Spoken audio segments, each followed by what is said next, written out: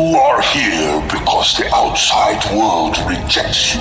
I'm the best there is at what I do, but what I do isn't very nice. Come on, let's get nuts. This guy's got the right idea. He wore the brown pants. Cowabunga. Cowabunga! I made a buddy. Come on, Peter Tingle. Here we go. What's up? What's up? What up? Cameo. What it do? Man, I hope you wore the brown pants to see the Batman. It was like 4 hours long, right? Not long enough. You didn't think it was long enough? No, I didn't. Wow. I honestly wanted to see more. You know, I of course wanted to see more. I just felt like I was like maybe, you know, like the only one in that group there, because everybody else was like, oh, it was so long.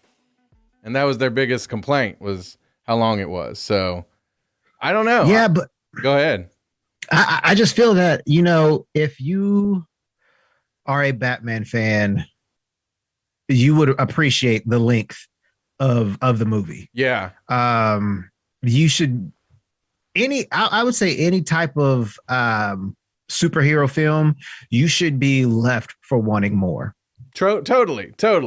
So yeah. Well, we're gonna only talk pretty much the Batman.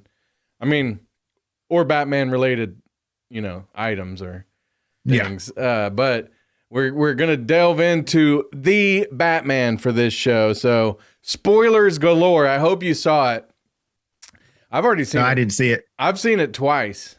Don't spoil it for me. I haven't seen it yet. Well, then you need to get off the show right now.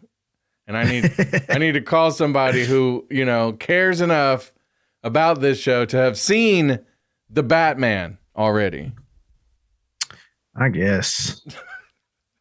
Well, yeah.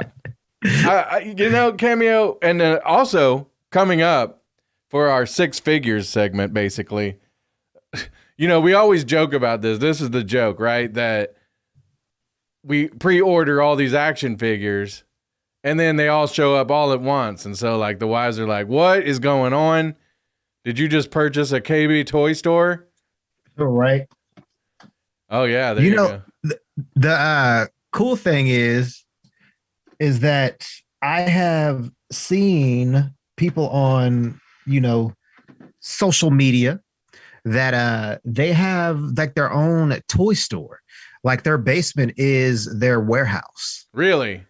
Yeah, and I can't remember the guy's name, but he has like tons of Marvel Legends action figures.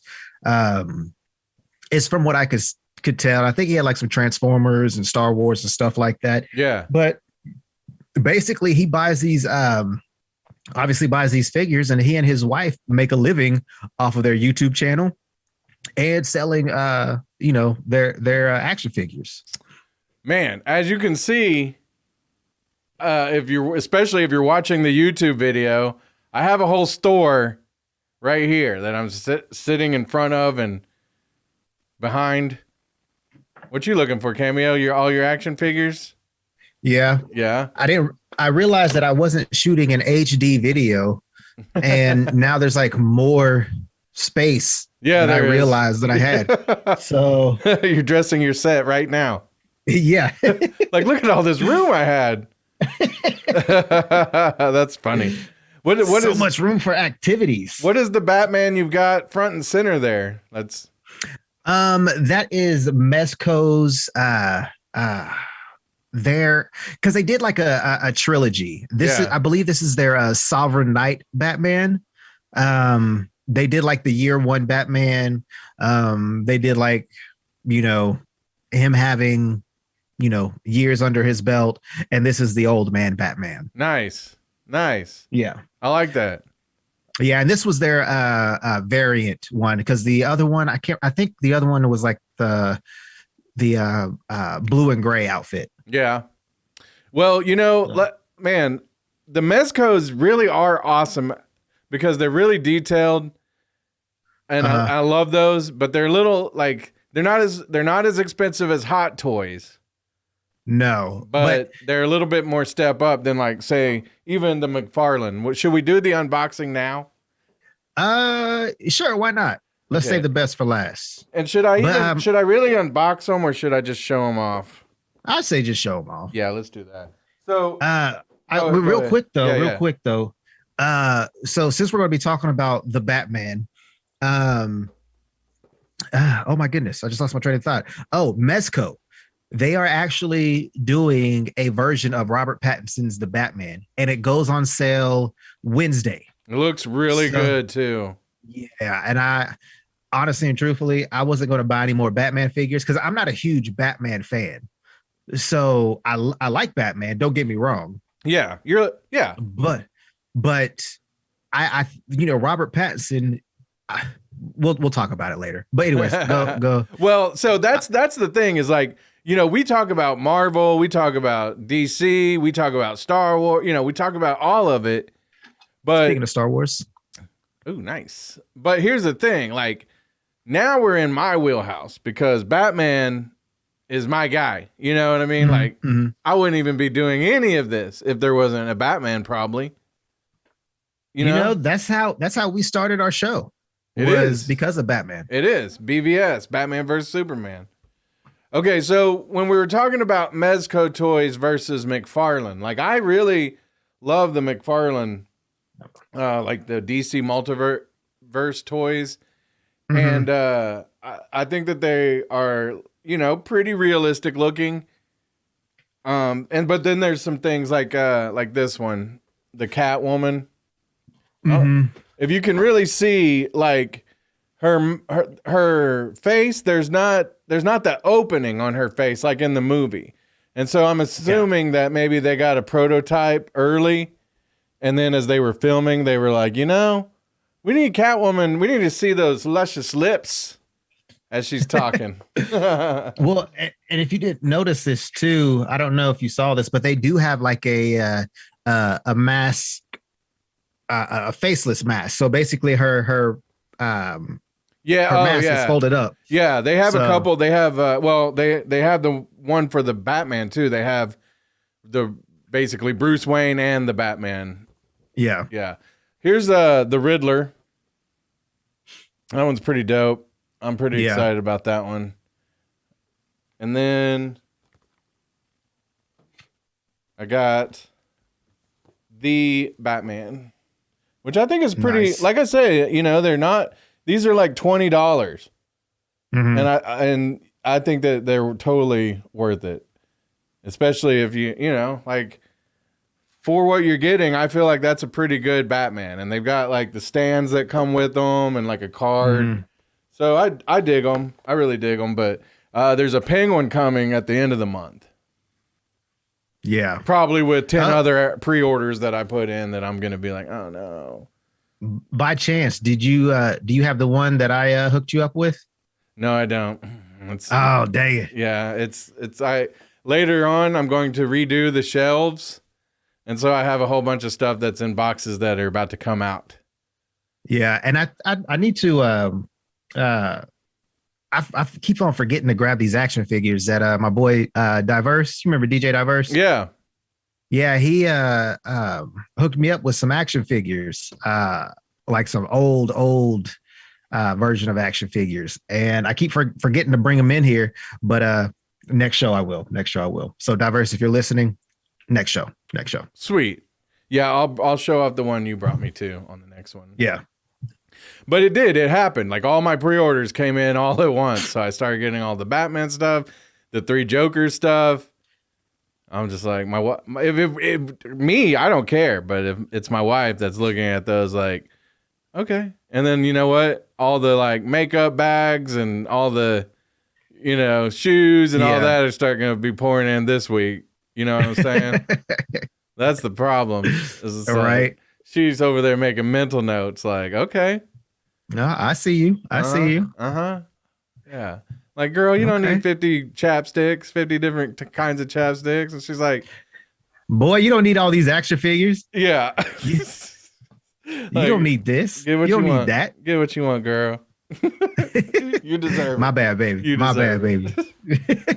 You worked hard. Yeah. You work hard for my money. So here we go. Let's talk about the Batman, because Cameo, I wanna go back to, I don't know. This movie's been in the making for like 4 years now. Yeah. So you had mentioned that we came together, and it wasn't just for Batman versus Superman, of course. Like when we started Nerds to Men at the beginning, it was one of those deals where it was like, this was like before all of, Endgame and all that. Like you could tell a few movies had been out for sure, but you could tell like there's going to be Marvel and DC movies for the next 20 years. So yeah, now we're in year 6, but Batman vs. Superman, of course, was Zack Snyder, and that was on the heels of Man of Steel. And then after that, of course, you got his version of Justice League, you got the Justice League, and the reason that this movie ties into any of that was because originally it was going to be Ben Affleck's solo Batman movie that he was going to write and direct. But I believe after the Justice League, debacle, he was like, nah, I'm going to go on to do other stuff. I don't want to do IP movies anymore and all of that. And which, fine, he wants to do more of a, like, movies instead of just the big comic book movies. So I understood that, but go ahead. You know what I think? What I think Ben Affleck should do is do what Matt Damon is doing in the Marvel films. Like, just make some cameo appearances. Yeah.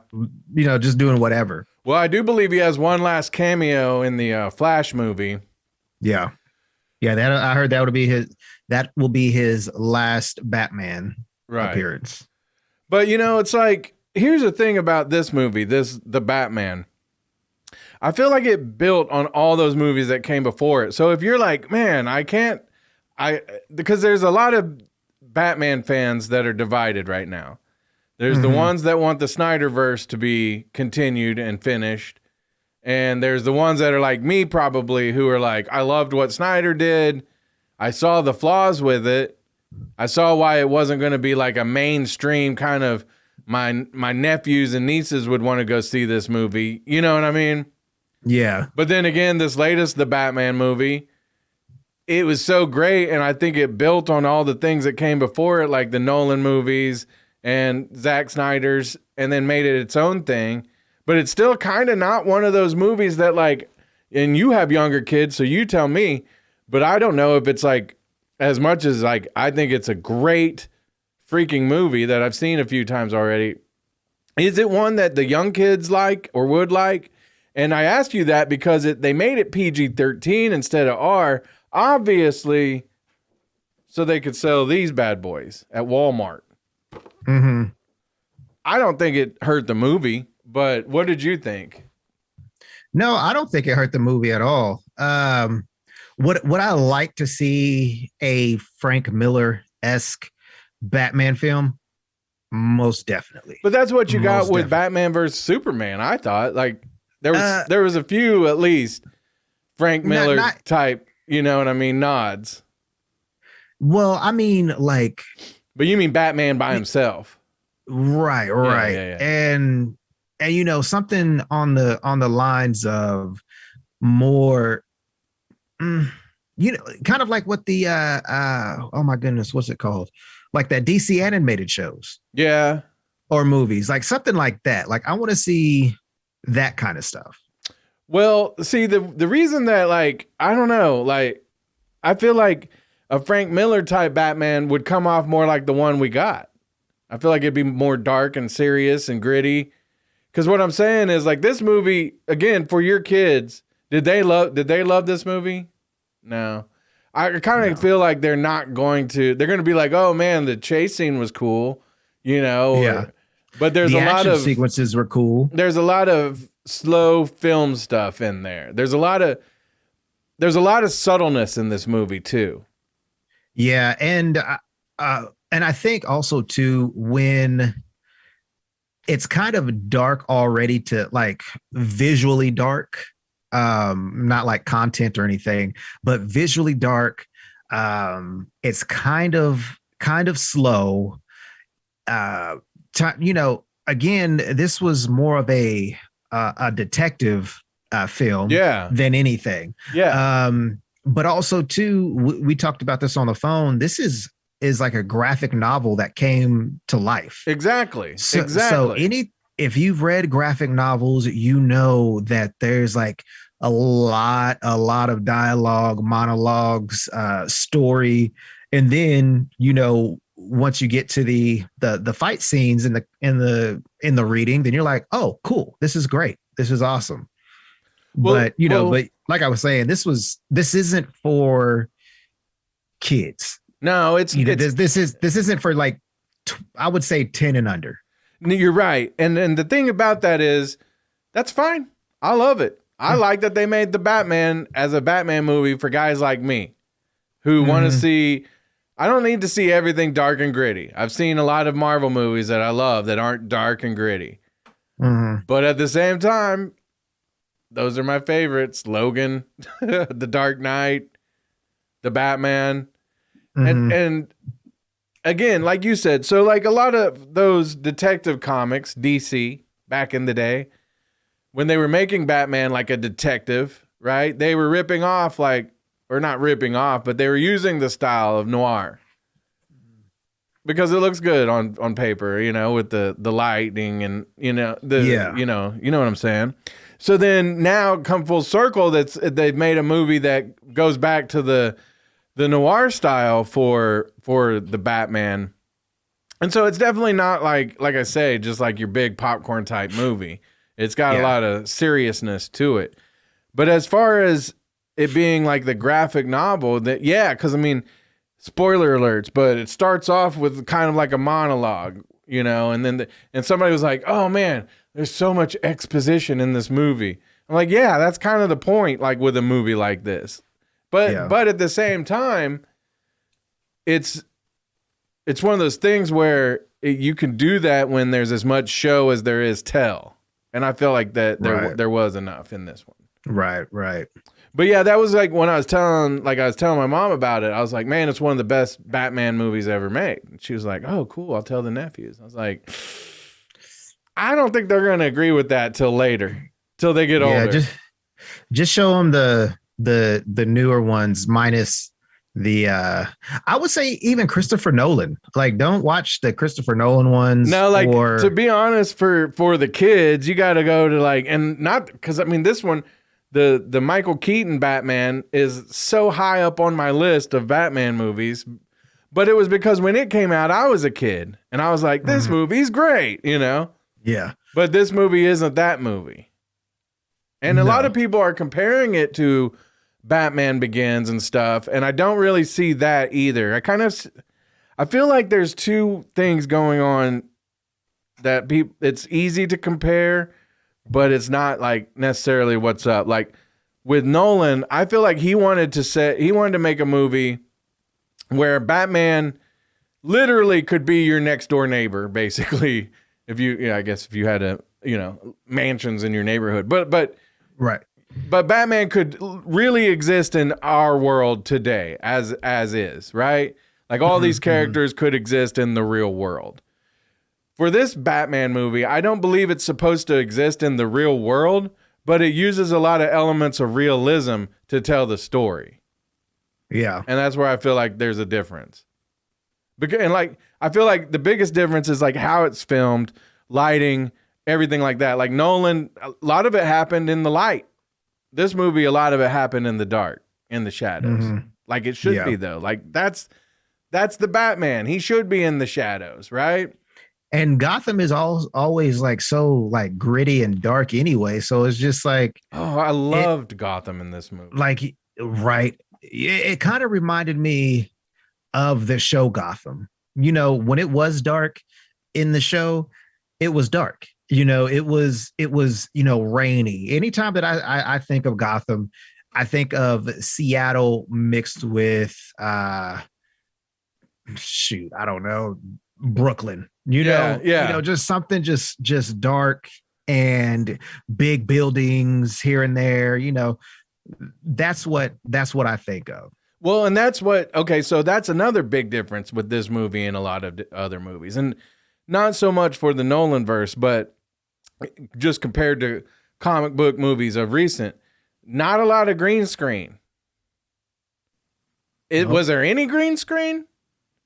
Probably like there was like probably like the chase scenes or something, but there was probably some, but I felt like it was not like as much as some, like not nearly as much green screen as No Way Home, right?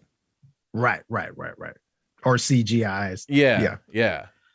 So yeah, maybe green screen, but I feel like they were using real like buildings and stuff. They were for sets. Whereas like with Tim Burton's Gotham, a lot of that's on sound stages.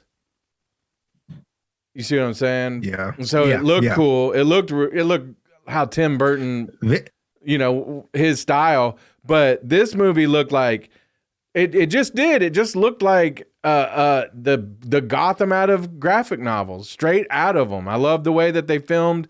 A lot of the scenes were filmed either probably like, how they do like where they get up and they film at like 5 a.m. because that light right before the sunrise can look like dark, but it's brighter, And they did a lot of that, and I loved it. I loved it. The sun setting, and it was beautiful. It was a beautiful movie, I thought, and even though it was dark and gritty and all that. So I mean, visually it was stunning. Like I liked where they were, all the different scenes. Like I like the cool thing was the police station. I thought the police station part was awesome. Oh my goodness. The arena. I like that scene too towards the end. I mean, it was so that was probably kind of the CGI part of the movie there too. No, he did all of those. Well, he held on with no wires. No, I'm not saying that, but I'm just saying like a lot of it didn't look like it was just totally green screened. But I'm sure like when stuff's starting to, go haywire, a lot of that was a little more green screen. They did everything on the WB studio parking lot. Yeah. So there's that. So I mean, I'd be stupid to say none of it was, but it just seems like it wasn't that much though, or as like you said, not a lot of CGI. Yeah. Because I mean, shoot, there's been whole comic book movies where the suit's been CGI'd, all of its own. So Iron Man suits, Spider-Man suits. Yeah, so it was nice for to be more grounded and more practical. But still, like, and then I think on the director Matt Reeves, that was where he came in because, again, the lighting, and I've told you about how, they use different lighting in different situations to tell the story. And so that's going to be where you have this film being referred to more as cinema than like No Way Home or something. Because I felt like with this movie, a lot of the movies told with different, things like I said, lighting and music and subtleness of like just their eyes, you know what I mean? Yeah. And that's, to me, that's where you get a lot more of because we've talked about this in an ongoing discussion of film versus just a movie. And so this was a mix of both of those to where if you are an adult and you do love comic book movies and you do love Scorsese movies or, other stuff like that, you're going to love this movie. Yeah. If you loved Seven, you're gonna love this movie. You know what I mean? Because this movie really, like most of it, if you take away the fact that Batman's dressed like a bat and Selina's dressed like a Catwoman, the rest of it's kind of believable as far as just everyday life. But then they really did, like, there was little jokes in the movie, and that was the thing, like. People say Marvel movies are funny, and they have like sometimes they do go for like laugh out loud jokes. But in this one, the joke would be like the cops are like, "Why is Batman allowed in here?" And then like Batman's just kind of standing in the way as the cops trying to get through. The humor in it was subtle like that. Yeah. So that's again, there's a lot of things, and I believe the reason he went in that direction is because I mean, the movie's a mystery movie, and there's so many things that you could probably look at and be like, is that something? Is that a clue? Is this, you see what I'm saying? And so that's why I think that's why he went with that whole noir and the whole, cinema. And then the last thing I was going to say about that is a lot of the angles themselves seemed graphic novel-ish, like real tight box. You see what I'm saying? Like a panel. Yeah, he what's his name? Robert Pattinson was hitting a lot of those angles. Those comic book-esque angles, like where he was like looking at the side of his at the side, but it's like not straight on, but like kind of cocked to the side. Yes, that was like, great. Like, I mean, I'll say this: Robert Pattinson is the Batman. Okay, let's get into Robert Pattinson. The new Batman. Michael Keaton will always be Batman. Like, I will never take that title away from him. But this generation, this is the Batman. It's hard for me because I can, if you want to ask me who is the best Batman of all time, it's hard because it's like, well, which Batman do you like the best? If you like emo Batman, who's going through and getting his butt kicked, you like this one because he's still unsure. He's still trying to figure things out mentally. He's not going through the best time of his life, and he's trying to figure out what he's doing all this for, basically. And he's got all the money and some of the toys, but he doesn't know how to use them just yet. Yeah. You can tell some of the stuff, for instance, the scene where he jumps off the building. It's like he goes to jump and he hesitates because I'm pretty sure like he's planned for this moment, but this is the first time he's really had to jump off the side of one. And so he's like, because I mean, like who really prepares to do that? Yeah, it's just like it's the heat of the battle. You do what you got to do. Usually I'm on the ground and I'm the one beating everybody up. So I don't have to technically leave. Right. Yeah. But I'm running away from police. Yeah. And they're shooting at me. So then like that, we won't, again, I say spoilers because I'm hoping everybody's seen it. But if you haven't, then I'll just say that doesn't go well for him as he hopes. So, no, which was great. That was the whole point of the movie, was like, he's trying things out. He's learning, but but I did love how they dropped him into year 2 already.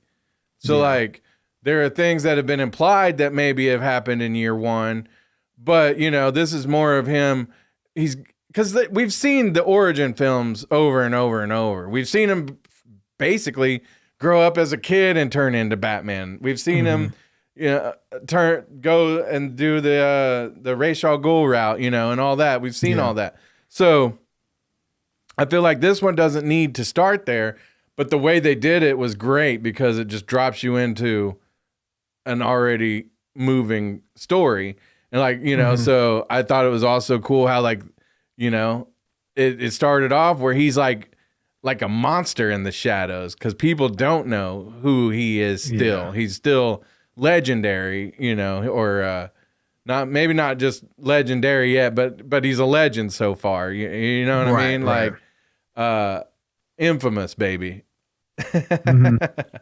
So but so he's doing his thing, and like I said, like if you go to look at Michael Keaton's Batman, he's been Batman for a minute. He hasn't gone up against like the Joker and them. And again, he's an older Batman by the time we get to that point. So I feel like, he's new. You could tell that not everybody is that familiar with Batman, right? But he's still not like day one Batman in that one, but he's just older and I feel like a little more confident of a Batman. Yeah. And more of a confident Bruce Wayne. This Bruce Wayne is still shook. Yeah. Yeah, and I was going to say that too. He still has his training wheels on. Just like you said, he's basically, because Batman's always one step ahead of everybody. And I feel like this movie is showing how he got to that point. And the way, and I wouldn't really call him an emo Batman. I just think that, he's how long ago? Like, this was 20 years later after his parents were murdered, correct? 20? Didn't it say that? No, because that'd make him what, like 32 or? No. Because he was like, what? Wasn't he like 8 when they died? So yeah, Yeah, so he's obviously, if I'm remembering the movie correctly, I want to say that this happened 20 years later. So technically, he's on the 18th year of his family's death. This is, what he's been doing. So he's probably like 28, 30. I don't know. I see him more being like 25 in this movie. No, I don't know. I just, I don't know.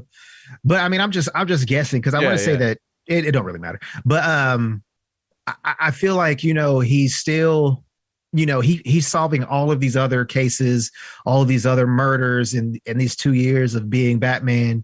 And this is the one that he cannot figure out. Mm-hmm. So supposedly Batman is one of the smartest heroes in the DC universe. Right. And he can solve that. Joker did it. He can solve that, I'm about to say Iceman. Mr. Freeze did something. Penguin did something.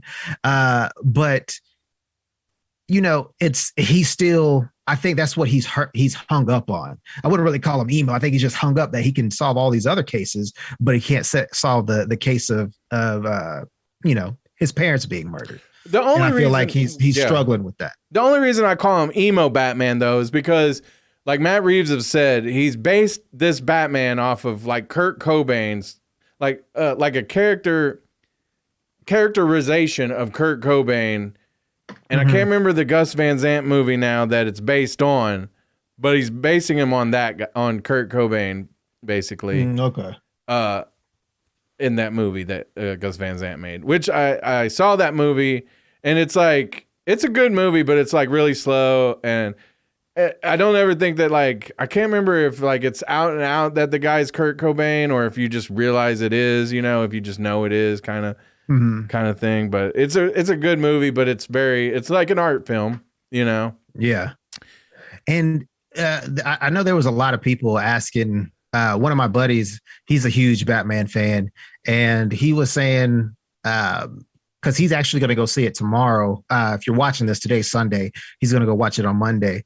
But he was saying, is Robert Pattinson, is he good as Batman? And I was like, yes, most definitely. Yeah. And he was like, well, what about Bruce Wayne? And I was like, I really can't say that. And not because I don't think he's, portrayed Bruce Wayne when he was Bruce Wayne. Again, spoilers. You saw a lot more Batman-esque than you did Bruce Wayne. Well, and so that's, to that point, I want to just say, like, there's always been this thing thrown out there, because I've heard that too. Like, he was great as the Batman, but as Bruce Wayne, not so much. He wasn't really even Bruce Wayne very much in the movie anyway. Right. But at the same time, the point of that was, like I say, nobody knows outside, like, nobody else knows that he's Bruce Wayne yet. Like, later on, people start finding out outside of Alfred, but nobody knows he's Bruce Wayne yet. But the whole idea about Batman was that Batman was Batman pretending to be Bruce Wayne during the day, right? Basically. Yeah. And so this is a movie that I felt really embraced that when you see him, you're seeing Batman. Even there was Riddler said to him, like, they want to unmask you, but I'm seeing that mask is really you. Yeah. And so I think that was the whole point, was that we didn't, and I too kind of like, would a movie where he's more Bruce Wayne be better? I'm like, I don't really think so, to be honest. No. You want to see him in the suit. And that's the thing too. It's when you go see your favorite characters, like Batman, Superman, Spider-Man, Iron Man, all of those, you don't want to see them in their everyday life. I will say it is kind of cool to see Spider-Man in that light, because he's actually two different people when the mask is on and when the mask is off. Bruce Wayne, on the other hand, like you said, in this movie, portrayed him as Bruce Wayne was the mask. And I'm sorry, but a playboy philanthropist, who owns a whole city, basically, it's like nobody wants to see that. We know what you do during the day to make your money, to make your toys. Well, that's just Superman's glasses. Right. That's all that is. That's just what he puts on to make people think that he's not who he really is, which is the Batman. Right. And so, like I was like, man, how can all these people who say they're Batman fans not get that part of it? Like, and again, like, I don't really care, because every iteration that I've ever really seen of Batman, that's always been my thing. Not every iteration, but like every iteration that I've enjoyed, like my favorite ones, he's Batman. He doesn't, and that's what I was going to say. That's the biggest difference to me, even between Batman and, say, like Spider-Man. Spider-Man, no, I would say not Spider-Man, but like, like how you get like these superhero stories where they're kind of like having to, embrace being a superhero, or Batman doesn't really, like, he doesn't really have to find a way to be Batman. He just, once he realized that was the symbol he wanted to take on, he became Batman. Yeah. And another thing too, going back and seeing your favorite characters, that Batman does more good when he's breaking somebody's arm. I don't want to see Bruce Wayne signing off a paper, getting it notarized. And, like, nobody wants to see that. Yeah. Like, just like nobody wants to see Superman write a paper on the cute dog that caught a Frisbee and answered the phone at the same time. Nobody cares. Well, like, I don't want to read that. There was that scene in one of the Nolan movies where he's at the Wayne meeting, and he's asleep in the chair, because so so I really dug. I think Robert Pattinson, he acted the part, and he did a great job. He did a phenomenal job. But like, was he better than Ben Affleck? I don't know. I just like, I think maybe he was directed better, but I don't even think that that's the case. I think it's just, which Batman do you really like? Like, Ben Affleck's Batman was really good to me because he was a Batman who had already been through 20 years of it and lost somebody, a lot of people. So yeah, like he had been tortured basically, and so how can you say that Robert Pattinson could do that kind of a Batman? I don't know. Maybe he could later, but he can't now. But yeah, Ben Affleck, again, you can't, because again, we talked about how this was supposed to be Ben Affleck's movie, and he decided he didn't want to do it. So Matt Reeves ended up taking over and writing his own, and said, hey, I want all the control, which was great because he had the great vision for it. Yeah. But I think Robert Pattinson might be, and again, I'm a director guy. You know what I mean? Like, I really like creative directors. And so I think Robert Pattinson might have got the best Batman story and the best director that I can, even though I love Zack Snyder and all those other guys, I'm really not trying to take away from them. It's just like the comic books. Like, I like New 52. I like, the Rebirth. I like the Batman from back when I was a little kid. You know what I mean?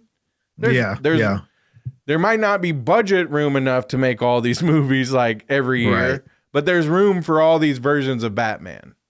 Yeah. So and like you said too, it just depends on what you like. Ben Affleck, I think, embodied both, with what he was given. He like to me, I know a lot of people didn't like him as Batman, but liked him as Bruce Wayne. He was great as Bruce Wayne. He was great. Yeah, and you know, and that's the thing. It's just like, you know, you got this old. I mean, he's not what in his 40s. I'm gonna assume he's supposed to be in, you know, Zack Snyder's universe. You know, he's a 40-year-old Batman who is single. We don't know if he had that fling with Talia al Ghul yet. You know, we don't. There's just certain things that you got to take for what it is at the time that it's given. At the time, I liked it. Now that Robert Pattinson came along, I like it even more. Yeah. So again, like you were saying, it just depends on what your version of Batman is. Well, are you a purist and the first Batman you saw was Michael Keaton and that's forever your Batman? Batman forever. Then you know, the kudos to you. I will never take away that. But Michael why Keaton. be that myopic? Like, why just be like, you know what? I only like Michael Keaton because that's my Batman. I grew up on him. You know. yeah. Look, like it's okay. I get like not liking the Clooney and the Val Kilmer. Yeah. Because, you know, you had different directors step in and it went a different way and all that. And yeah, I get it. But then, like, again, the Nolan verse. There are things about the Nolan verse I love.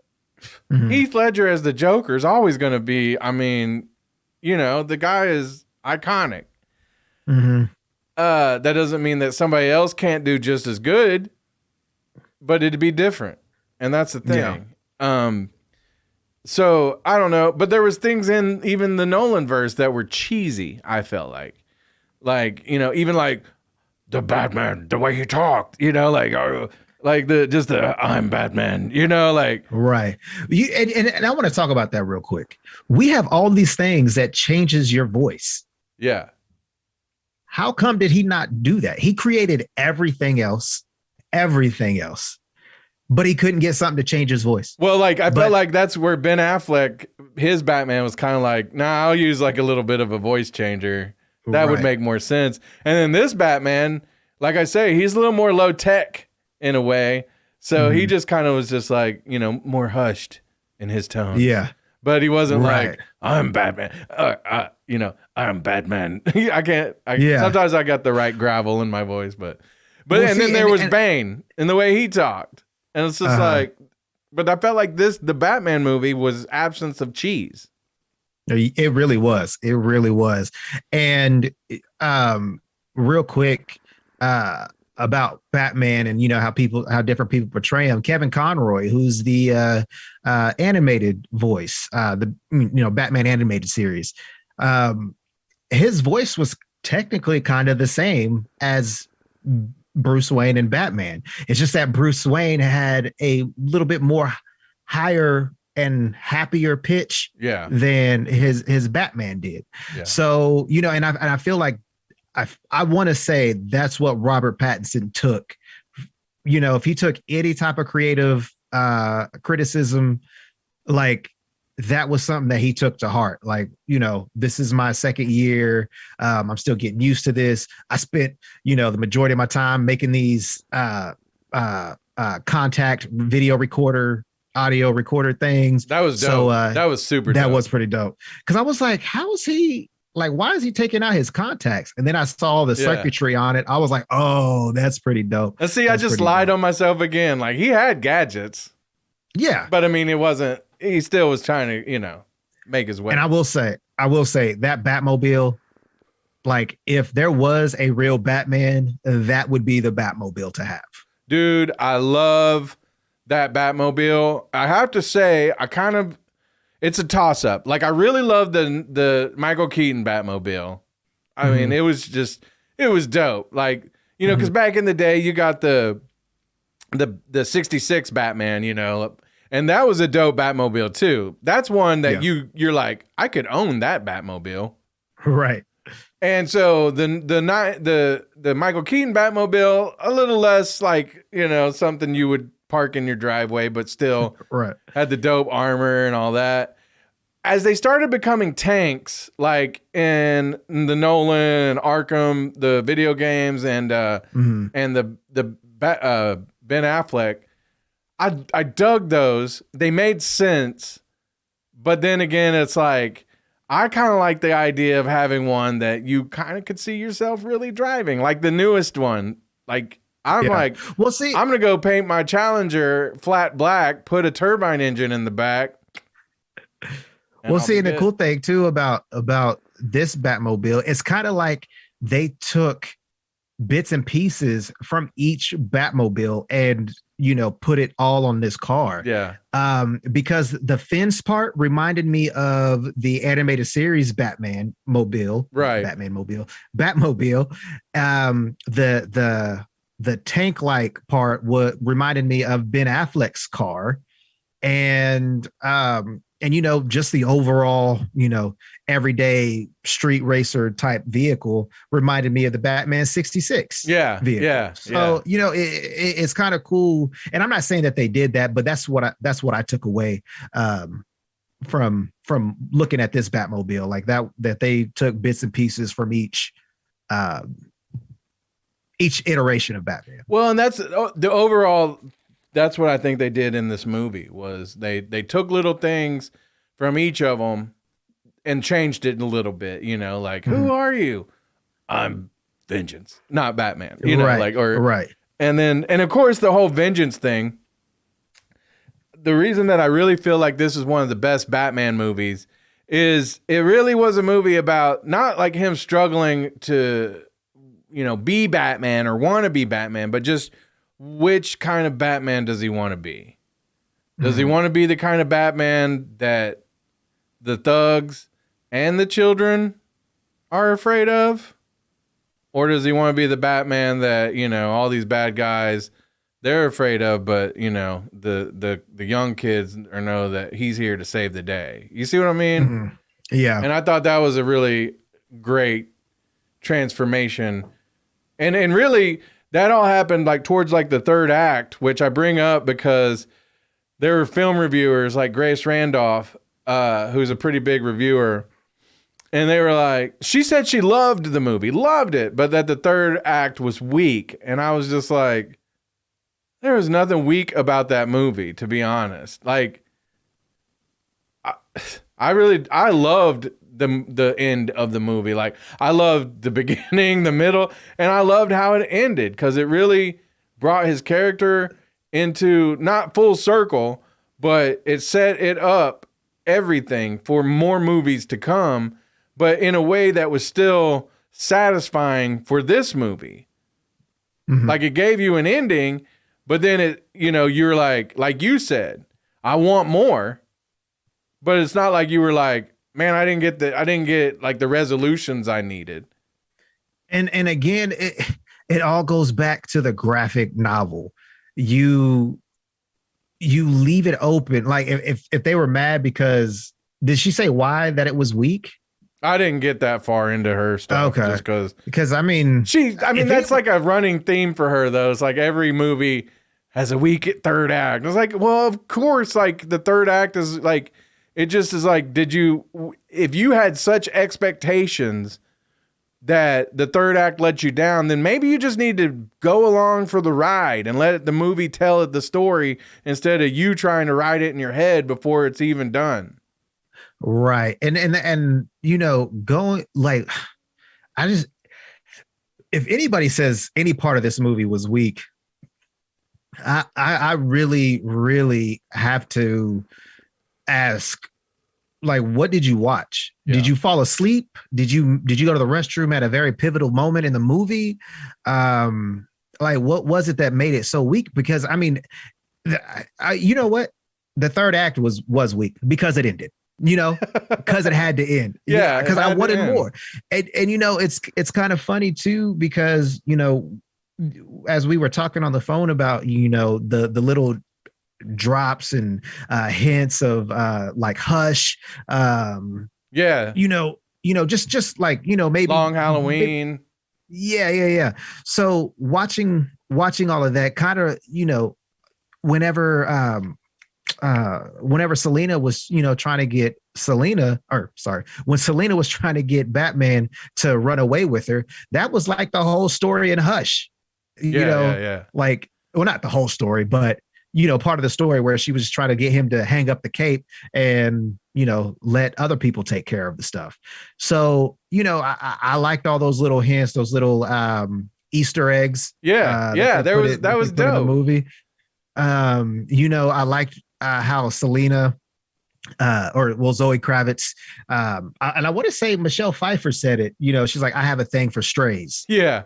Well, that's the thing, like that you have a lot of cats. Like that was perfect. That was like, I think I've heard that one before in one of those, but it still like was great. Like it was a nod, like you said, to the other stuff, which I thought Catwoman, Zoe Kravitz as Catwoman, she was great. Like she was fantastic. She was tough. Yeah. She was believable.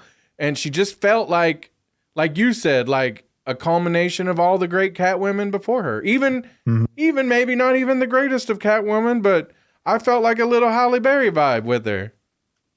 I will say that Halle Berry did give her own little take on it with what she was given.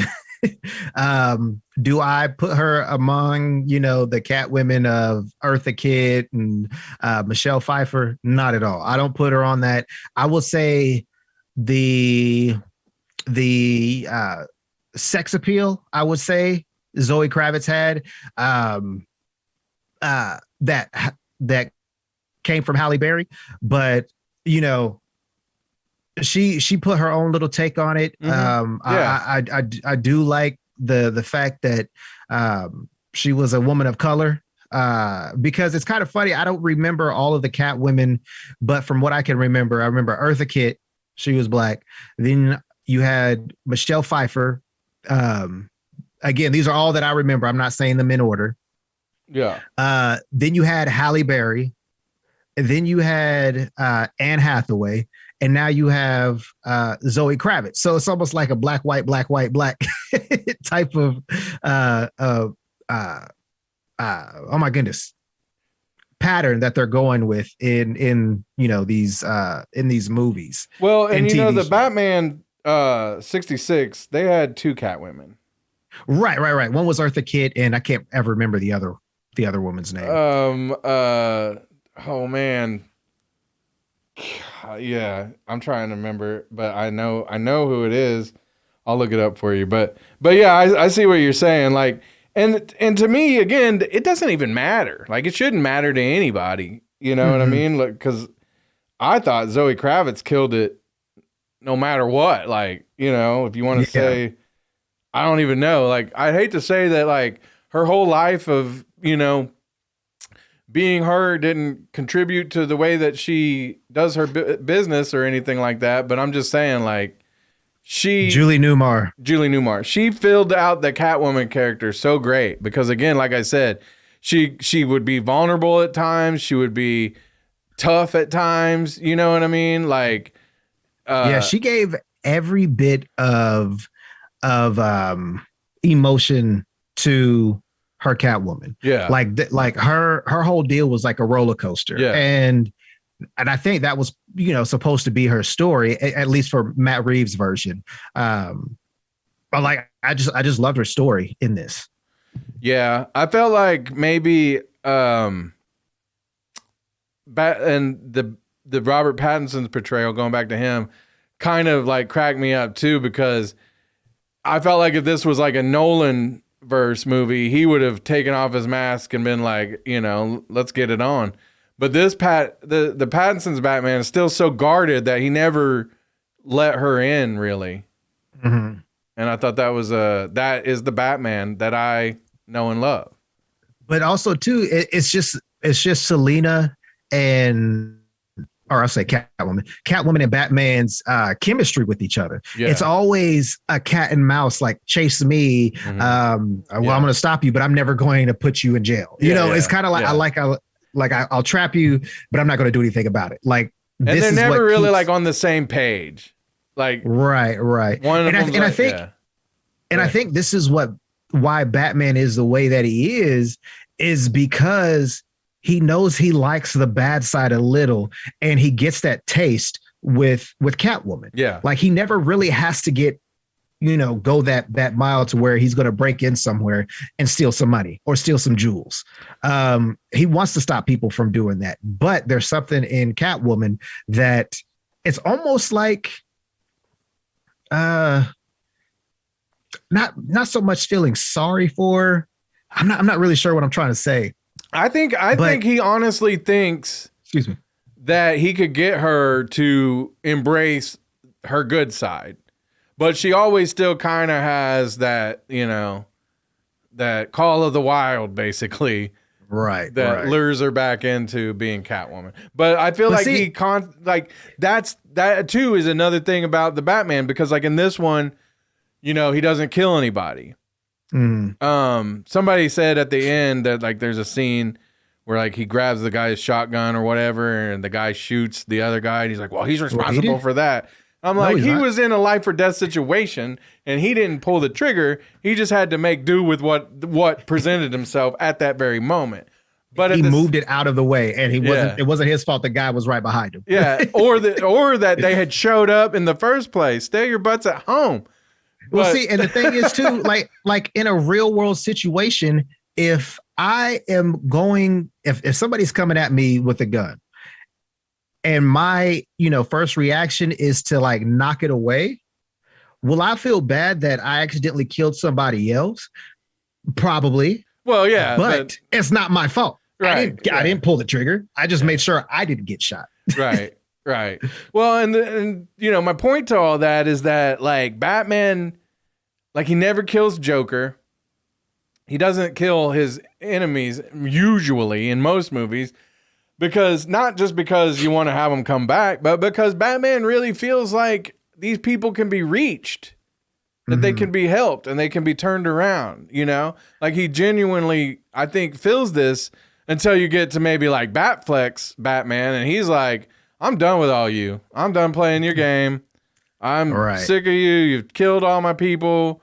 You've burned down my house, but we're still at the, the Batman who wants to help. So I feel like with Catwoman, that's the thing that always brings him back, is he feels like, he could be the one that helps push her into the light, basically. Yeah. And I love the fact that Catwoman is the person that she is, because you can't make a cat do anything. And that's what Batman is trying to do. Yeah, I know she's that's what I call it.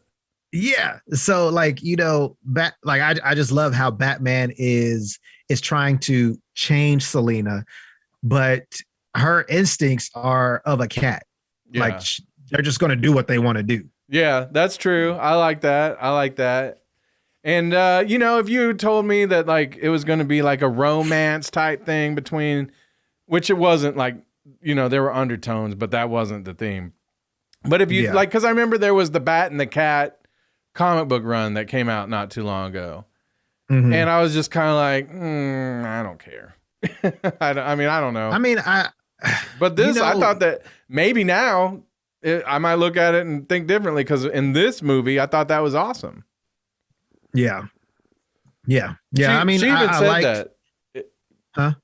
She even said in the movie, the Bat and the Cat, right before she left, a good ring to it. Yeah.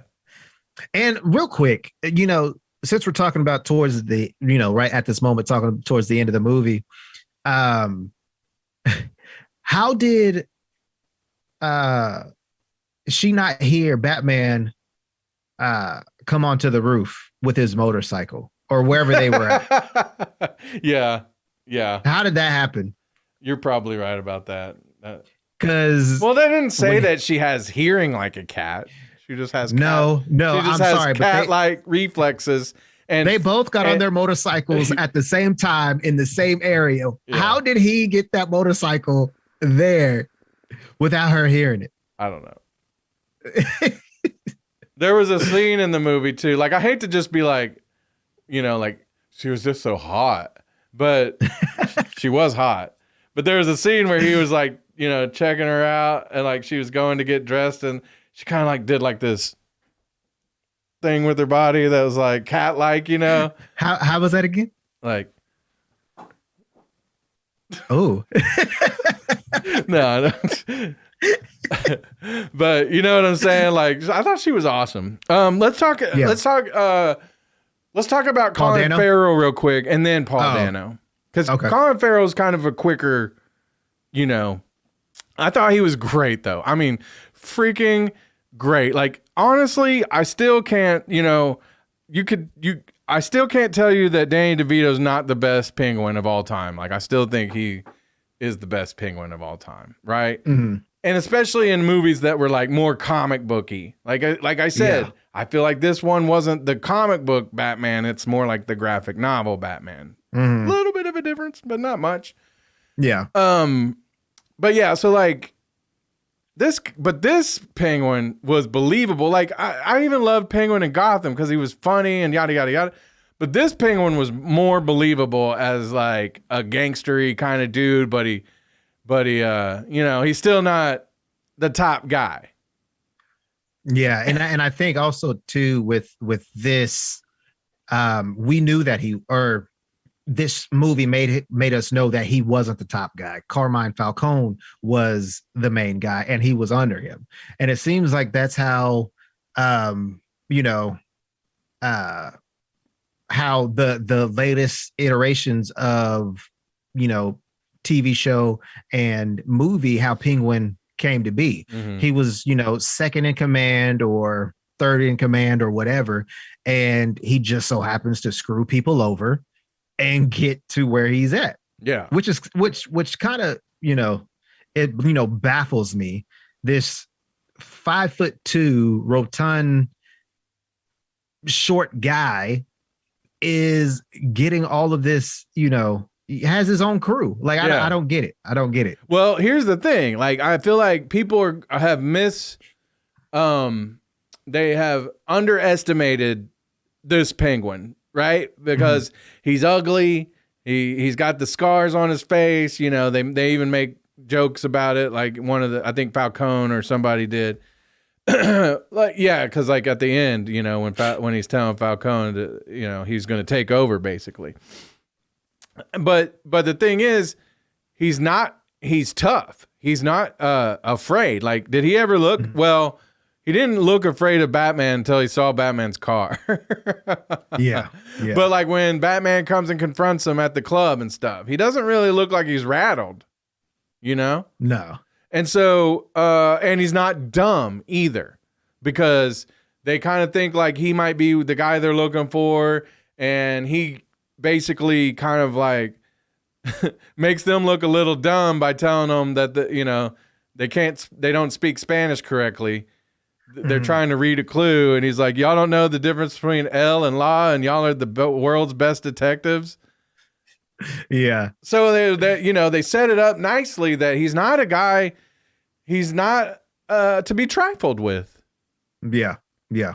But at the same time, he in this movie, he's still kind of like an underboss. So there is talks, and I believe they said, you know, because we'd heard before that there was going to be some spinoffs on HBO Max, one of them being a Gotham City PD, which we were kind of like, ooh, like they just did Gotham, you know? Yeah. Although if this was like a year, like a real year one where we could see Batman, we could see Robert Pattinson and him establish his relationship with James Gordon, I'd be cool with that.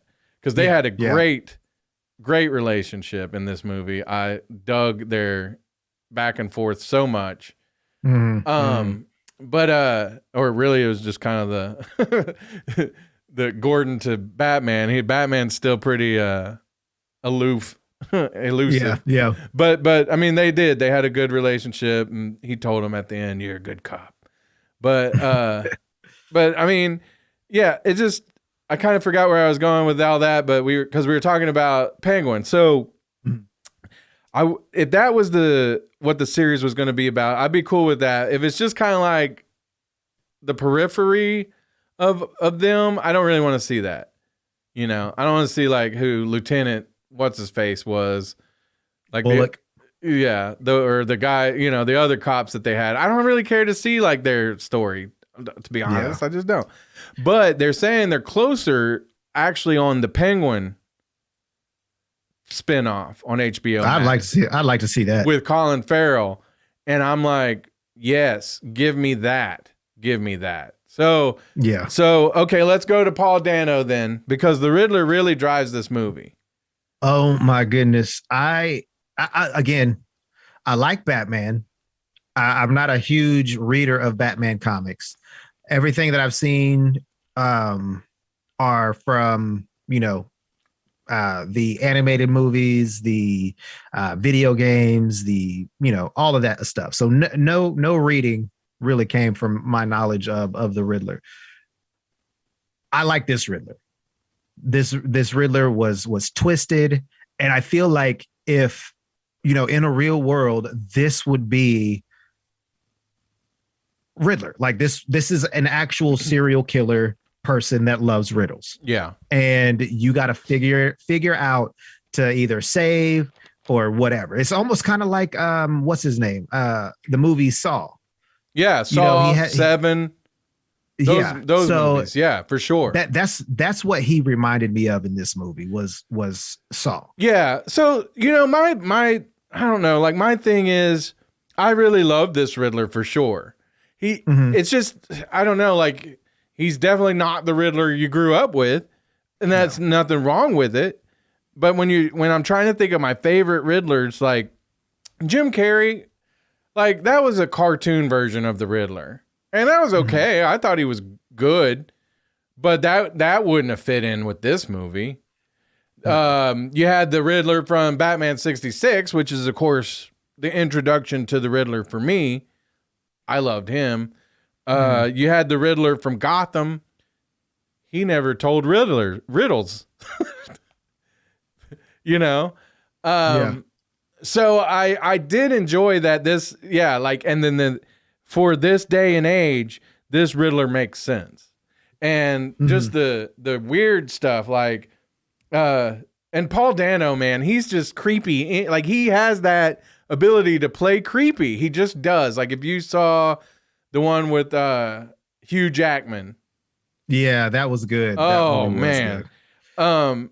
But yeah, so I loved it. I loved the clues. And, and was it like, I don't know, the best detective story ever told? I don't know, maybe not. It like you said, it did have its definite like Seven and Saw kind of nods to that too, for sure. But for overall, for it being a Batman movie, I just thought it was great. Yeah. One thing I read about was Paul Dano. Is it Dano or Dano? I think it's Dano. Dano, book him, Dano. Is like, so you know how he has the saran wrap on his head? Mm-hmm. He's have you ever had your hair dyed, Cameo? No. Oh, well, like they like dye your hair and then you have to put like the little saran wrap over it and they warm it. Oh, it sucks. It's like the worst. Your head's all itchy. And so that's, I guess, basically how his head was feeling, like doing all these scenes and stuff with that saran wrap over his head. So like, I guess they had to start like making holes in it for him and stuff. But like the dude's just so committed that they were like, don't wear that. Cause I guess that was something he came up with and he was like, no, I'm going to do it. Yeah. I thought that was something, kind of weird, but I also thought in the sense of if you are trying to not get caught, right, that's something that you would do. Cause I mean, he wore gloves, he wore a long jacket, long pants. So, hair follicles would not come off. Yeah. Exactly. That's exactly why he did it. So that's what I was like, that's a cool concept because you never see, any normal, murderer or schmurderer, however you want to say it.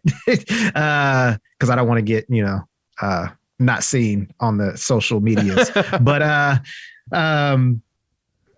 most of the people that have done that, they leave a trace of some type of DNA, hair, fingernail, whatever. But I liked his take on the Riddler. And, I didn't know that he came up with the whole, saran wrap idea. So I thought that, I mean, that's pretty cool. Yeah, but yeah, he said because if you notice, like when they find the Riddler's apartment and they're going through it all, like he's got all the notebooks, he's very attention to detail. Like he's got a lot of attention to detail, if not maybe like OCD or whatever. So the fact that he would wear the saran wrap to make sure not a hair follicle had fallen out, made a lot of sense. He's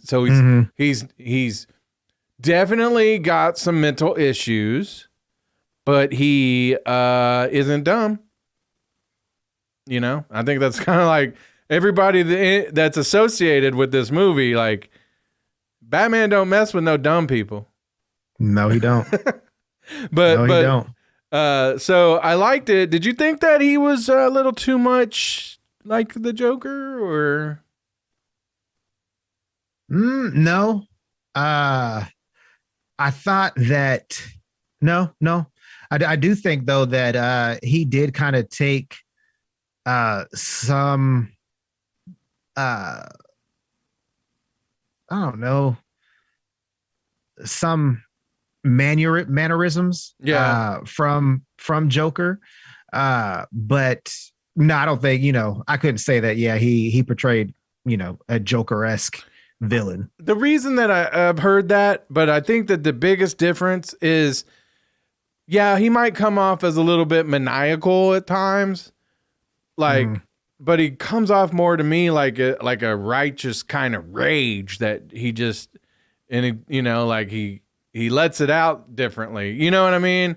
Whereas the Joker also has that, but he's also an anarchist, so he's kind of like, he's laughing in everyone's faces. He's more chaotic. Yeah. And like you were saying about, Paul Dano's Riddler, he was very meticulous. Like he paid close attention to detail. And with what you've seen of Joker, if one thing doesn't go the way that he thought was going to go, he already has something else ready, and it doesn't matter because the end objective is blowing up this building. If this person didn't, place this bomb where it needed to be, well, that building's going to explode too. So it didn't matter where, what Joker is doing. Joker's going to do it regardless. Yeah. And it doesn't matter if, he was trying to get, Batman, but he also got, Commissioner Gordon. If Commissioner Gordon wasn't his target and it was only Batman, it didn't matter. Like, oh well, I killed two birds with two bombs. So yeah. Okay, so I got a conspiracy theory for you.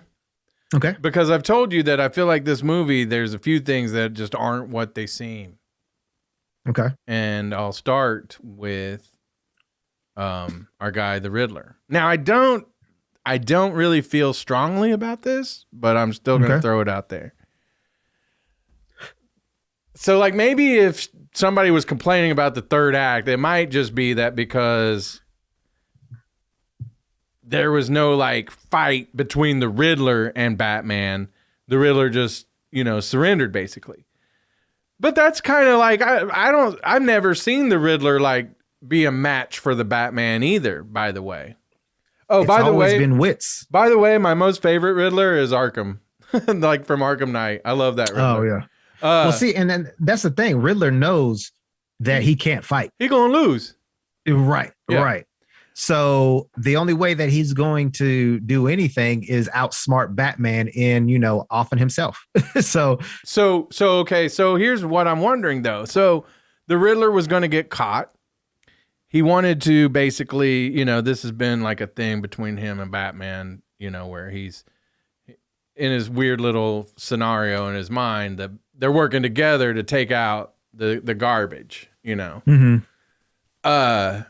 it's one of those things where like, how like we talk about Marvel villains where like, oh, well, they have like a reason that you're like, oh, you feel like, I like that. Paul Dano might have the Riddler might have had good reasons, but you couldn't get behind what he was doing at all because he was a bad guy. But but let me ask you this, because I saw something else that like, actually I need to pull up the picture if I really want to be a good journalist here and tell you. there was like a little thing that they put out on the website that with all the script and the stuff that, like, the cipher basically that he had left in the movie, and so this is what it came out to. It said, "You think I'm finished, Bat? Perhaps you don't know the full truth. Very ending is a new beginning. So something is coming." So this is released after the movie, right? Mm-hmm. What if, because you know how like the Riddler got like all those people to show up and wear the same outfit and do all that? What if the guy that they caught, who was played by Paul Dano, what if he wasn't the actual Riddler? I like that idea. And I feel like too that could be a thing, because whenever they did arrest him in the diner, he was like, "Who are you?" And he had all those IDs. So, again, that's also paying very close to attention to the details, is that if Riddler doesn't want to be caught, he won't get caught. And I think him, I'm just going to go over here and order me some coffee and a pie. I don't think that they he would do that.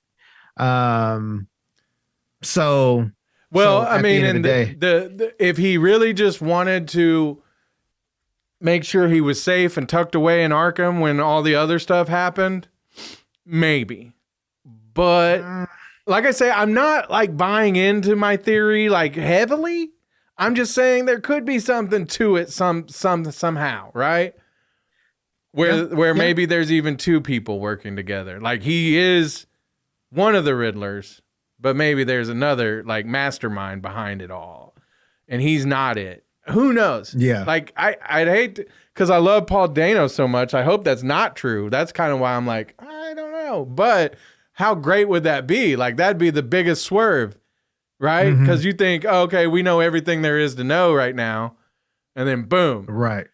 And upon the second viewing of watching it, like I was making sure, like when he was doing the videos that he was sending to the press and stuff, it sounded like him. But again, that could have been the guy that he in the videos, but wasn't like, like I guess basically the Mandarin is my best. My best way to compare it. So that could be something. Now, before we get to one major one that everyone will know, I think that there might have been a few other characters introduced into this movie without us knowing it. First of all, you don't believe this, I know, but I think that we saw Robin in the first scene of the movie. Because it starts out, spoiler alerts again, I guess, for anybody who maybe didn't realize that we were spoilering by now. The mayor that gets moited to begin the movie, it shows him interacting with his son at first, and his son is in like a little red ninja outfit, playing with his sword. Pretends to kill his dad, whatever. And then we see this kid throughout the movie. Like you could see Batman just kind of like making sure that kid is protected. Now, obviously, there's the surface meaning of that, which is he relates to this kid because this kid just lost his dad, But what's the hidden meaning to that? I think that's Robin. I think that they're redoing Robin's backstory a little. He's not Dick Grayson. But at the same time, it's like I told you, I feel like Dick Grayson's whole like backstory is a little dated now anyway. Like, I mean, I know that there's still the circus that goes around, but I don't know, when do you see the flying Robinzinis coming through town? The flying Graysons, you mean? Yeah. Jeez. Read a comic book. God. Shut up. I've been smoking the whole time. No, you're right. You're right. And I feel like if they're going to change his story, I still think that it'll be Dick Grayson. Or if they go a different route and jump to Jason Todd. But it will have to be for me, it will be a Dick Grayson story, not whatever the kid's mayor's name was. The Miller. Yeah. I don't think it'll be him. And that's the only reason why I don't think it'll go that route. But see, like, here's the thing, like, Robin isn't Dick Grayson. I mean, it is, right? Mm-hmm. But Robin isn't Dick Grayson because Robin was Dick Grayson, Tim Drake, Jason Todd. So if you're going to make 3 or 4 more movies, you can't just do everything that everybody's already done. Mm-hmm. What was Chris, what's his name? Who became Robin in the movies, as the movie started getting worse. Chris O'Donnell. But we already saw that. Like, that was comic accurate, Mm-hmm. So I don't know. You had another theory though, and I think in the world that they created for the Batman, I can see it. You tell people who you think that might, if that kid is going to be somebody, who he could be. I think that if anything, if they do a Batman sidekick by the name of Robin, I think this kid will grow up to be Azrael. You see, I don't know, like, Azrael. He's one of the characters I don't know a whole lot about. But I dig the character, especially, I've seen the character in the video games and stuff. So I don't know his backstory enough to tell you, like, no, that couldn't happen. But I feel like in this world that they've created, that could totally happen. Yeah. And it subverts your expectations a little bit because, here we are thinking Robin, and it could be Azrael. Yeah, and the only reason why I think, it could be Azrael, I know Robin wears red, but so does Azrael, and Azrael has a sword as well. Now I know this was a ninja costume and a katana, but I also know that, what's his name? Damian Wayne. I know he uses a sword, but he's Robert. He would have been the Batman's dad or the son. Right. So, that's the only reason why I think it could be Azrael is, if that kid is important in the future, I think that's what he'll be, because he ends up taking over, in one comic series, he becomes Batman. So, that's what I think. Well, I just feel like in whatever world this is set in, if they wanted to say, well, this is Robin, he kind of has the same backstory as Robin, kind of enough that, you could get with it, that he lost somebody and blah, blah, blah, blah, blah. And that it would be okay. I think people would forgive that more so than say, they changed the whole backstory for like Batman or, Catwoman or something. You know what I mean? I feel like they would accept that because it's still a Robin-like trajectory. Yeah. So, there's that. Okay, so I haven't figured it out yet, and I don't really know. I've seen the movie twice, so I tried to figure it out the second time, and I still am blank. Maybe if people are listening, they could, if they've got some thoughts, comment or whatever, email us, whatever. But in the one scene where you really did see the Batman as Bruce Wayne, he went to the funeral. And he runs into a guy who's sitting there talking, but he's not talking to Batman, but he's just talking to anybody who's standing there listening. And he's talking about how basically the mayor and everybody was getting exactly what they deserved. And he was like, something about they say they do all this stuff for the city and whatever, and they couldn't save my daughter. And then he looks up at Bruce and he's like, do I know you? Like, there has to be something to that, right? That's got to be like somebody that's going to pop up later, or who was that? Like, that seemed like a little too much focus on that guy.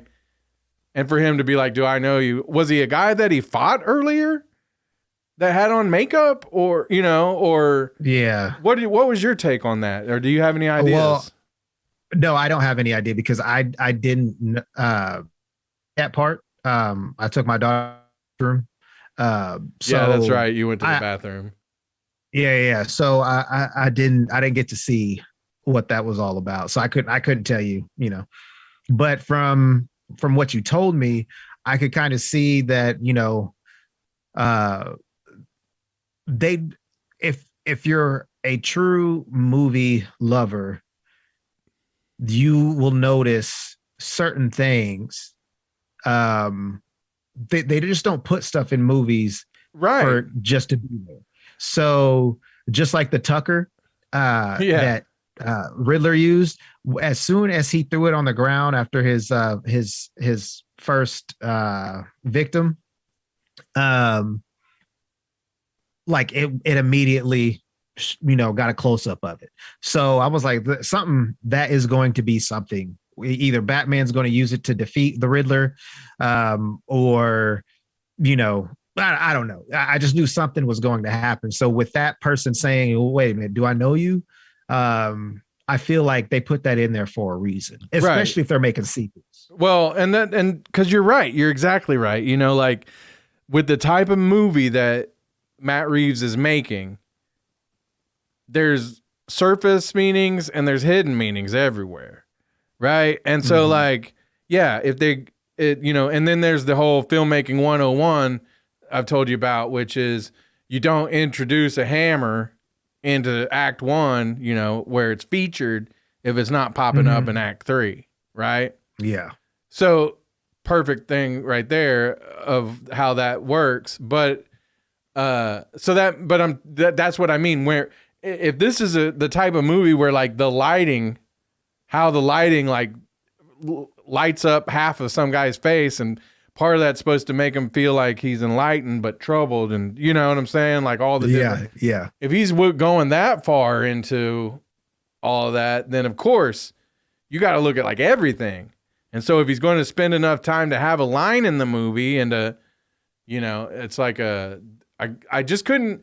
And again, seeing him for the second time, I was like, So like the guy that like they caught, back to my Riddler theory, the guy they caught up on the top, and they're like, who are you? Yeah. And the scaffolding. And he's like, I'm vengeance. And that was kind of an important part because it was Batman realizing like, oh no, like I don't want to be looked at like, I don't want to be a symbol of terrorism. Right. I want to be a symbol of hope. But could that have been the real Riddler? Or, you know what I'm saying? Like, who knows? Probably wasn't. He probably, if there was going to be a mastermind Riddler, he's probably way off somewhere else in Bloodhaven or somewhere safe. You know what I mean? Which they did bring up Bloodhaven. So that was cool. So, like, I don't know. I felt like that guy's somebody that we'll see again later. And then, of course, we had the Joker. Now, I thought that part was weak. You did? Yeah. Why? I just think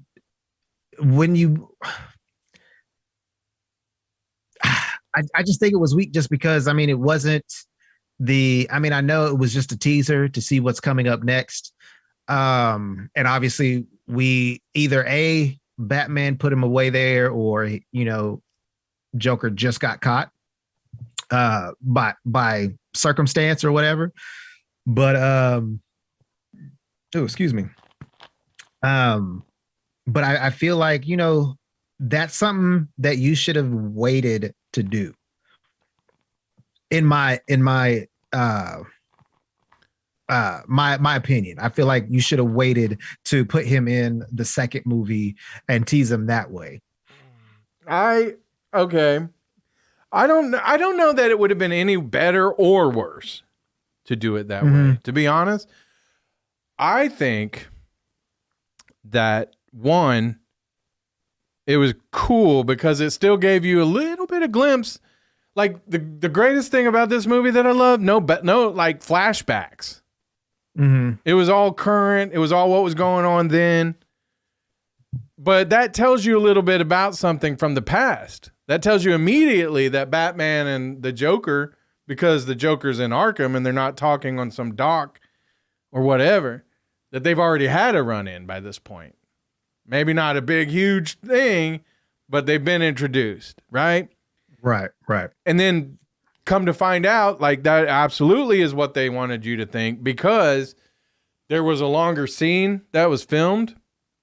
And, man, I was like, I got to see this. And apparently they're going to put it out now.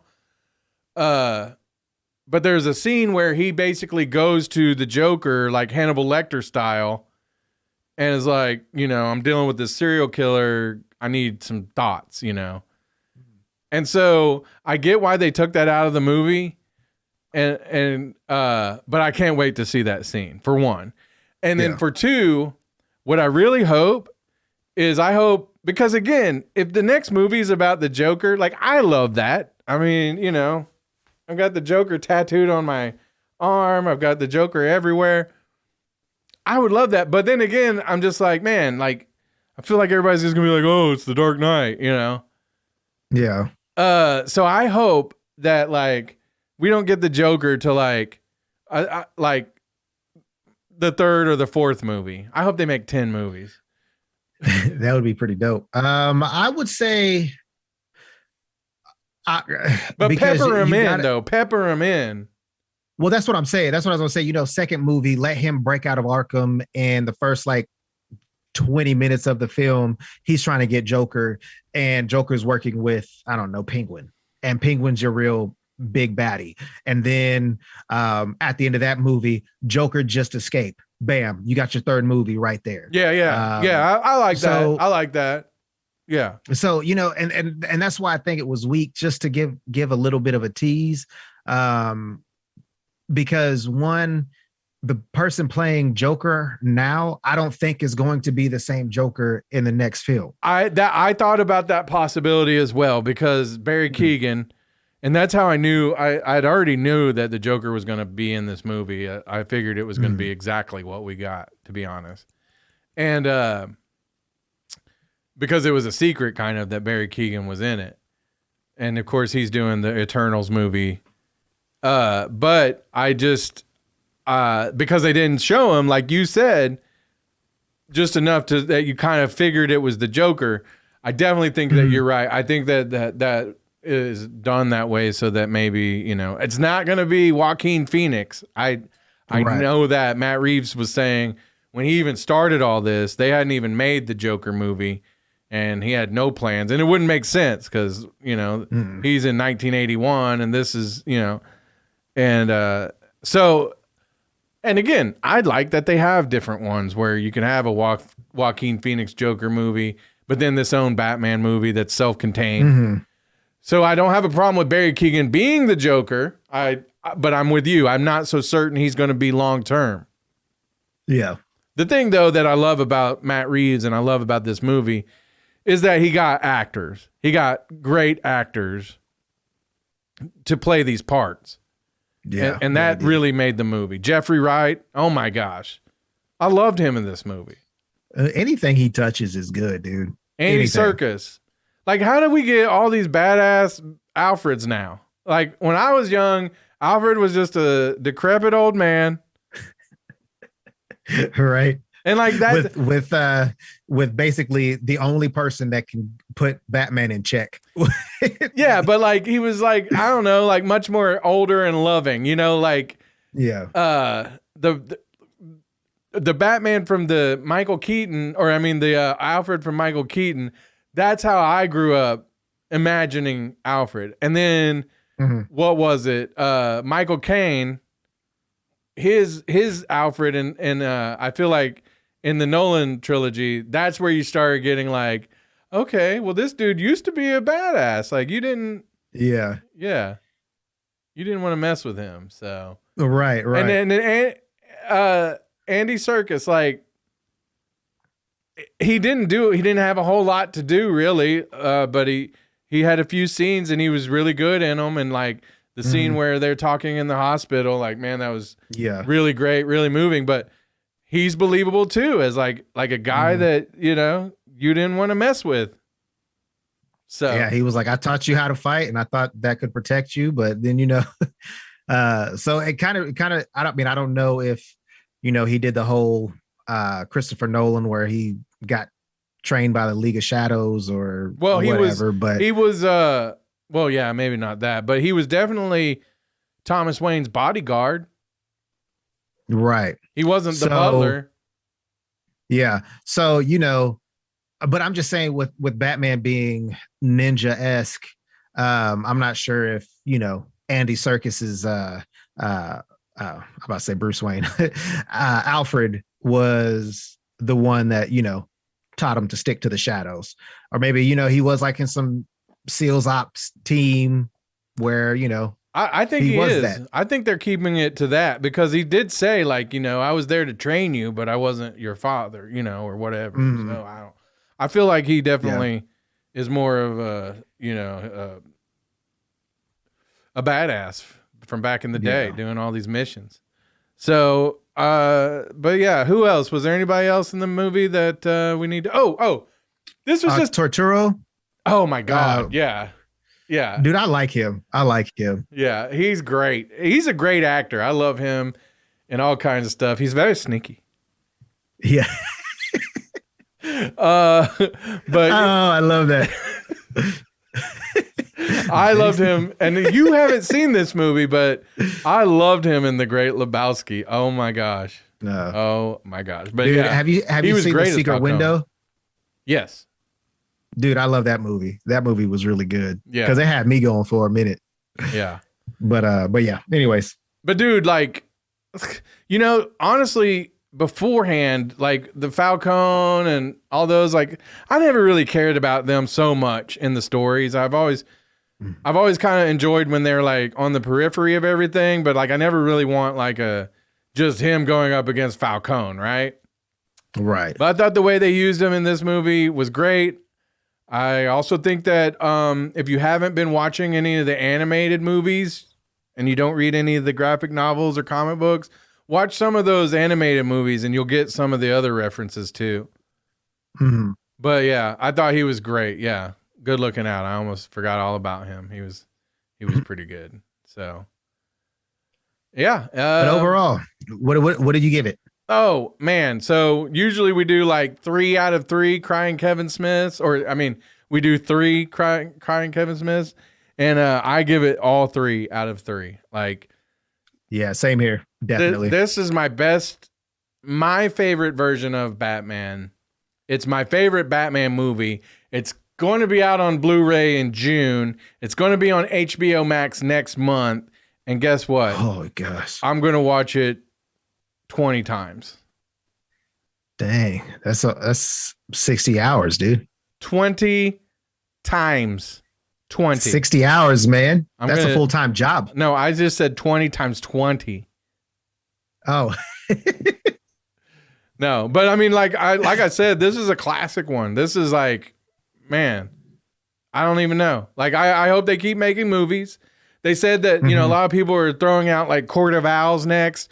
Court of Owls isn't my favorite either, but I just think like if they do it like this, they mix in a few of the standard Rogue Gallery, and then they do the Court of Owls as like the backdrop to all the corruption. I'd be cool with that. I think I would like Scarecrow that. would work really well in this version. Oh yeah, most definitely. A lot of people are saying Deathstroke. I don't know. Like, to me, like a lot of people have talked about this. I do like Deathstroke, and I really like the idea of the Ben Affleck version going against Deathstroke. I don't like this version going against Deathstroke. Because he's not really a Batman villain. Like, not really. Not really. Mhm. So I don't know. But I love Deathstroke. Don't get me wrong. But speaking of Deathstroke and Titans, it was odd to me that they put Tim Drake in this movie. Oh yeah. At the beginning, where he's got like the half face paint to basically it signifies that he's half in this gang, but he's half like I don't want to. Right. Yeah. Who knows? Maybe he'll run for office and be Harvey Dent later. But Maybe it is Harvey Dent. He saved him, and he goes to law school. Yeah. Kind of cool though.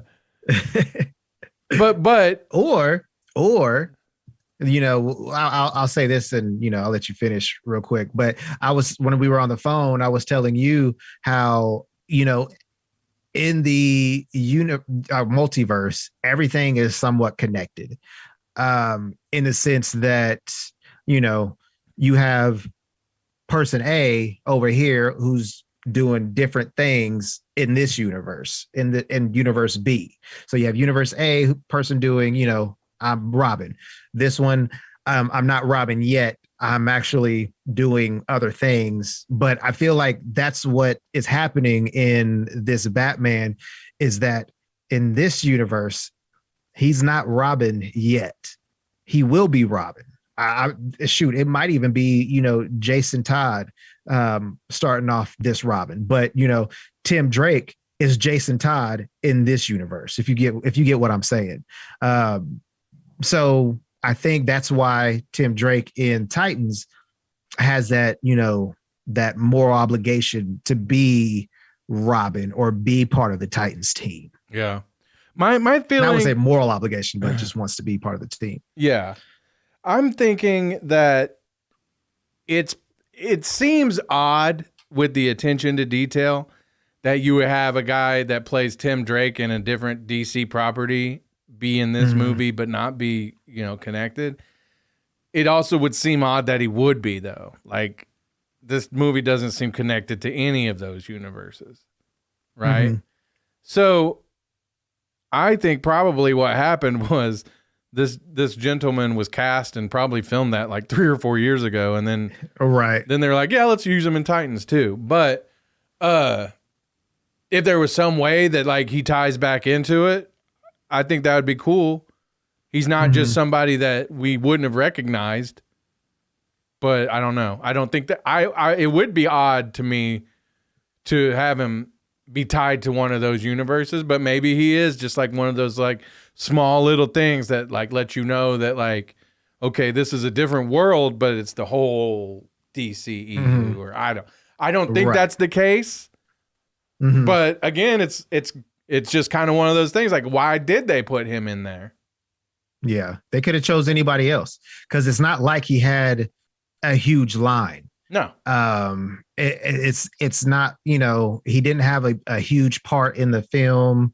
It was the beginning of everything. So, and you didn't, unless he was in something else, you didn't really notice who he was and if he was in any other scenes. Yeah.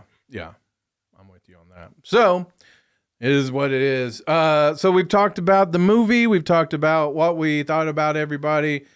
How many crying Kevin Smiths did you say you gave it? 1. 1? Okay, go home, Cameo. You're drunk. +2. +2. You love math. I do. You're gonna be the villain, the math guy, right? Calculator man, right? I do like numbers. So there you go. You need to put some of those numbers in our bank account. That's what you need to do. I know, right? Yeah. But let us know what you thought. Hit us up on our social media. If you're watching this on YouTube, comment down below. Also, don't forget to like and subscribe so you can get all the videos and see what we're talking about. Heck yeah. Go to our YouTube. Go to our Facebook. We have an Instagram. We have a Twitter.